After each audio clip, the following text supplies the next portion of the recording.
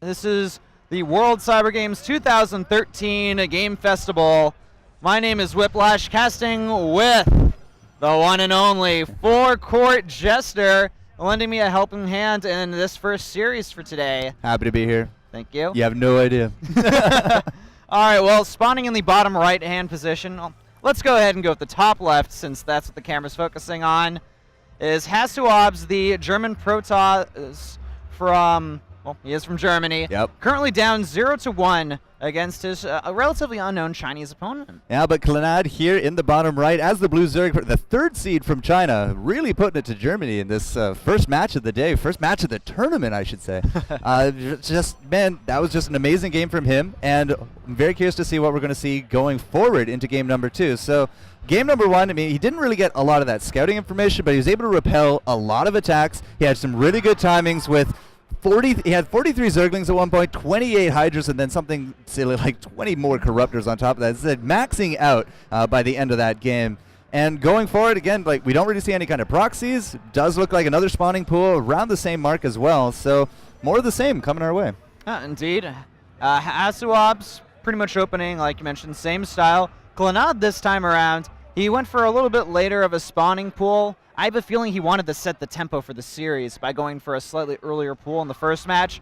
And now in the second match, he won the game. He's probably feeling a little bit more comfortable, a little bit more relaxed. He's like, all right, game number 1. There's less pressure. Less pressure. It's in the books. Let's move on to game number 2. I'm confident I can take this guy up in a take this guy out in a straight up fight. Well, we don't see a lot of Zerglings coming out with that spawning pool, but again, we also see that expansion. 2 Zerglings on the way, so very likely just going to go off and scout. And this map on Frost, I mean, we do have multiple starting positions, and you can see the Overlords just kind of doing the hands of the clock, looking for HasuObs, but it is going to be cross position, and I suspect that those Zerglings are just going to make their way off to the corner. Yeah, indeed they will be scurrying their way over there. HasuObs deciding to go ahead and grab that expansion. And, you know, good timing for it. Nothing crazy happened so far. He's just going to proceed as normal. The Zerglings will scout it. The mothership core should be done in time. Just, you know, kind of remind that Zergling who's boss. Air is greater than ground. Pretty much 100% true. Well, not when it comes to Hydras, I suppose. But, you know, Zerglings early game, they don't have an answer to it. And that should be enough just to deter him from entering, and there we go. Almost dying for his efforts as well. But again, HasuObs, same opening. We go gateway into the cyber. We got the expansion coming, and he's going to make his front wall there with the forge. And is that the third base already? Yeah, Zerg's going for third base. Feels really confident that that rush distance is not going to be something he has to deal with for a while. Yeah. Both players seem to be playing a little bit more greedy this game from the look of things. And double. Yeah. Double gateway, so no forge. Nope. Fair enough. Zilot coming to block the hole, and there you go. So he is now impenetrable at this point. Time to start macroing up, use some of those chrono boosts. And on the other side of things, I mean, the Zerg, more drones, more queens, so he's going to get ready for his creep castle. And wow, actually going for the Stargate before anything gas-wise beyond the mothership core and the warp gate tech research. And look at this. The scout coming in terms of the mothership core, and fortunately there is a queen there to greet him, so not going to be able to do too much with it, and the Zerglings are having the time of their life chasing that probe. He gets the scout off. That's the most important thing. With the position of the third base revealed, HasuObs knows, okay, my opponent, he's got his third base up. It just completed. He's probably going for more of a greedy style play, but we do have a few Zerglings that are currently hatching in production. The Zergling speed on the way as well, following that up. So aggression could be something in clannad's hand in the near future. More Overlords coming out to support the army size, but going forward, I mean, we still have the mothership core just out and about, trying to see if that's a proxy off to the right-hand side. But with that starship, with the starport, the Stargate. One of them. Starship, starport, just remember, Stargate. It's a sci-fi show. Yep, Stargate. I'll get it. Wow. HasuObs, he is starting to build a few pylons around the map, getting aggressive. Can he pick off the drone? And that is not a spore crawler. Unfortunately not. Yeah. And here comes the oracles. So oracles should be able to do some pretty decent economic damage. We do have 3 spores in production, however, so the window is going to be real close here, but those Zerglings did find at least one proxy. Yeah, forcing the cancel on the pylons actually pretty important, but the Zealots focusing down the spore crawler, and with the oracles on the way, he can inflict some serious damage on his opponent. Yeah, if he can kill it. Ah! 4 hit points. There we go. He finally does grab the last one. Does have a queen there as well, but unfortunately, Oracle a little bit too impatient. Doesn't want to deal with waiting, and unfortunately, I don't think he's going to find too many able targets at the other bases. Actually, a little bit confused that the Oracle didn't head towards that third expansion, especially when, he sniped off the Spore Crawler. However, we do see HasuObs warping in a lot of units near the proxy pylon, just outside of clannad's third base. Time warp. It's going to hit the Zerglings, but nothing really coming of that. Yeah, not sure that was worth. But if he didn't put it down, the Zerglings wouldn't have retreated. So, and he would have lost 3 Zealots out of that. So Zerglings deciding that Zealots are too fun to play with. We do have a hole in that wall. Yeah, we do have the hole in the wall, and this could actually be an early exit for HasuObs. Needs to be careful. Force field goes down. Oh, that's right in. That could have been a lot worse. That could have been a lot worse, but now he has to deal with all these Zerglings in the mineral line. And those probes, they're going to be fighting for their lives at this point. That's a lot of missed mining time as well. And here comes the rest of them for the second. Not enough Zealots at all. Just block that hole. Oh, no. This is almost worst case scenario for HasuObs. His timing attack has pretty much failed. He's lost a few workers to the Zerglings, and his entire game plan has been turned upside down at this point. Yeah, there's the Oracle still looking for those targets, but there's too many spores to contend with. We got a Spire now in production and more Zerglings going. Clannad knows that he has a little bit of an advantage, needs to try to press it, but it does look like finally all the Zerglings were taken care of. Mothership Home has come home. Mothership Core has come home with those Zealots, so they're kind of on guard duty at this point, and that means less aggression in terms of HasuObs. He only has these Oracles. I'm liking what he's doing with the Oracles, trying to move in there, snipe off as many drones as possible, but like the observer's pointing out, he does not see the Spire. That's so important. That's incredibly important in the situation. We got 400 gas banked up. And you know what? If he went for the Oracles, that means no Phoenix. And no Phoenix, from a Zerg's perspective, it's basically a free ticket to going mass Mutalisks, which is certainly within his power. Do we actually have all 6 gas? I do believe we do. He's got about 500 gas saved up. Oh, okay. He finally sees it, but could that be too little, too late? It's very, very possible for Crow Jester. This could be too little, too late. There we go. All right, second Stargate. Chrono boost out as well. He knows he's in a pickle, and he's got to chrono out those Phoenixes as soon as possible, because there's a pretty darn good chance that we'll see a lot of Mutalisks popping out shortly.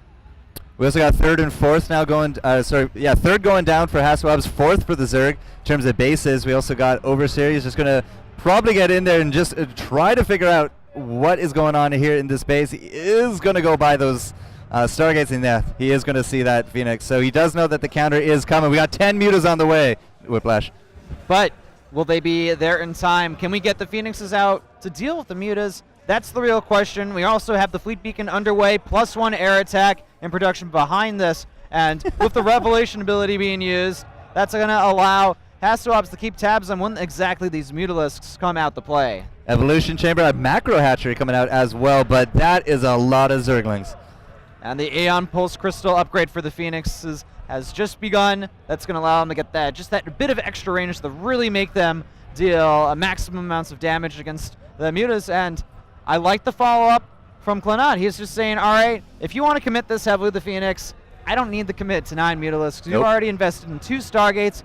I forced you to make a lot of Phoenix. You're getting the Aeon Pulse upgrade as well for them. I'm just going to get some Corruptors after this, and there's nothing you can really do about it. Well, as we saw last game, we saw the Colossus and then Corruptors, and HasuObs just kept making the Colossus, and those same 10 Corruptors, I believe, lasted the entire last few fights. They did. And they did their job. They took everything out. So these tech switches coming out from clannad, pretty much spot on at this point. And with more and more Hydras going to come to the table, that means less and less Phoenix by the end game. That's true. Something I'm looking for is, I actually think clannad canceled the Mutalisks. I think he did. Well, I don't see them anywhere. I don't see them anywhere. I mean, and that's a lot of Corruptors now in their stead. I do like HasuObs' army composition, but against this, okay, the Colossus, the Corruptors are being revealed. No, the Phoenix, they need to be very careful or they're going to get picked off quite easily. clannad, I have to say I really like his position moving up against the German player. I'm not entirely sure if... That's a lot of cannons. I am very concerned for HasuObs in this position.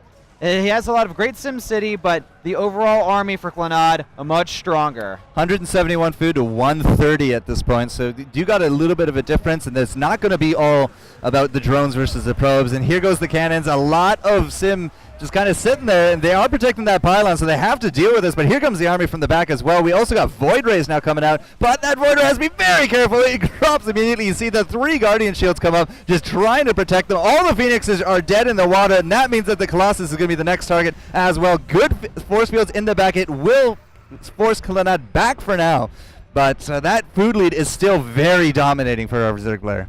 It's still dominating, but at least HasuObs, he defended his third base. Yep. His economy Didn't didn't lose it really this time. suffer too much. I feel like clannad, he could have kind of focused a little bit more on the army there, maybe baited it out, came back very quickly, sniped off a few more units. If HasuObs can stabilize, and stabilize is the name in the game for him, if he can manage to do that, I can totally see him getting this game to the later stages and doing a better job against clannad. Well, those Colossi are, however, not doing a better job because those Corruptors are just going to town. Finally, a few of them going down. Should be able to snipe off the Mothership Core, but decides not to commit to it. And at this point, we're just running down the energy of those sentries. More and more force fields going out. They are getting a few pickoffs here from the Hydra. And, well, that Hydra, actually, luckiest Hydra alive, has a new lease on life. But that's still pressure on the third, and HasuObs is still very much on the defensive. Yeah, I feel like clannad throughout the entire series, he's just been getting a little edges over his opponent throughout the match.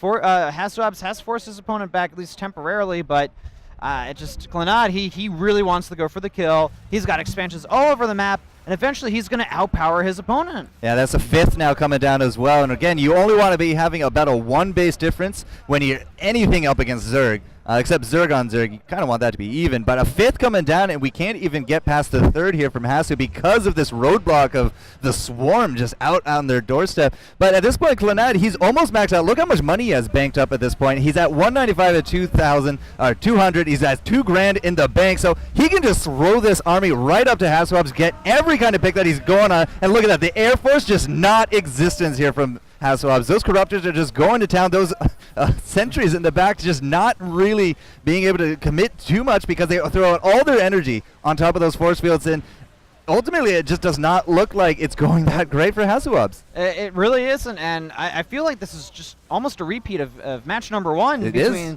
the 2 players. And then GG. Well played is called. Wow. There you go. The unknown factor coming out really big here in Kunshan. First game, first upset of the day. Well, HasuObs is out. I am a little